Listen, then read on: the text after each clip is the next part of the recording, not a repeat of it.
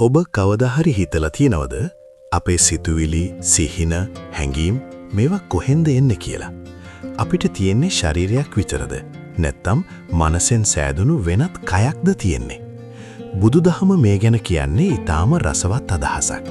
ඒ තමයි මනෝකාය කියන අදහස. අද වීඩියෝ එකෙන් අපි බලමු මනෝකාය කියන්නේ මොකද්ද? ඒක අපේ ජීවිතයට කොහොමද සම්බන්ධ වෙන්නේ කියලා.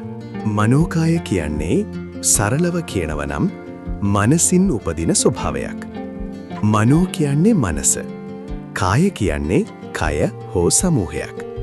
ඒ කියන්නේ මනසට සම්බන්ධව ඇතිවන ක්‍රියාකාරී ස්වභාවය.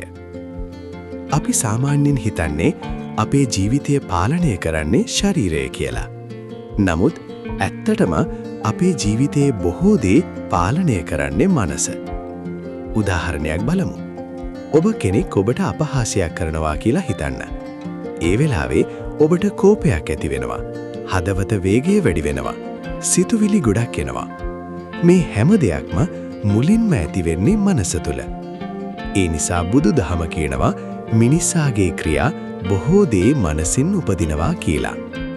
බුදුදහමේ කියන ප්‍රසිද්ධ වාක්‍යයක් තියෙනවා. මනෝ පුබ්බංගමා ධම්මා. ඒකේ අර්ථය මෙන්න. සියලුම ක්‍රියාවලට පෙර යන්නේ මනස.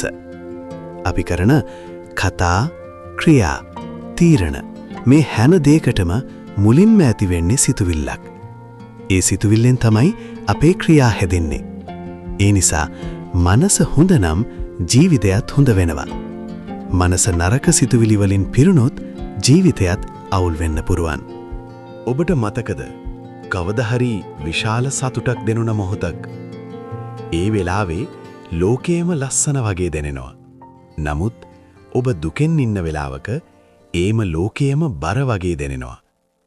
ලෝකේ වෙනස් වෙලා නැහැ. වෙනස් වෙලා තියෙන්නේ ඔබගේ මනස. ඒකයි මනෝකාය කියන අදහස අපේ ජීවිතයට වැදගත් වෙන්නේ. එහෙනම් අපිට මේන් ඉගෙන ගන්න පුළුවන් වැදගත් පාඩමක් තියෙනවා. අපි හොඳ සිතුවිලි ඇති කරගන්න, කෝපය අඩු කරන්න, කරුණාව වැඩි කරන්න ඉගෙන ගන්න ඕන. මොකද මනස හොඳ වෙද්දී අපේ ජීවිතයත් හොඳ වෙනවා. ඉතින් අද අපි කතා කළේ මනෝකාය කියන්නේ මොකක්ද කියලා. සරලව කියනවා නම් මනසින් උපදින අපේ අභ්‍යන්තර ක්‍රියාකාරීත්වය තමයි මනෝකාය. ඔබට මේ වගේ සරල බුදුදහම පිළිබඳ වීඩියෝ බලන්න කැමති නම් මෙම channel එක subscribe කරන්න.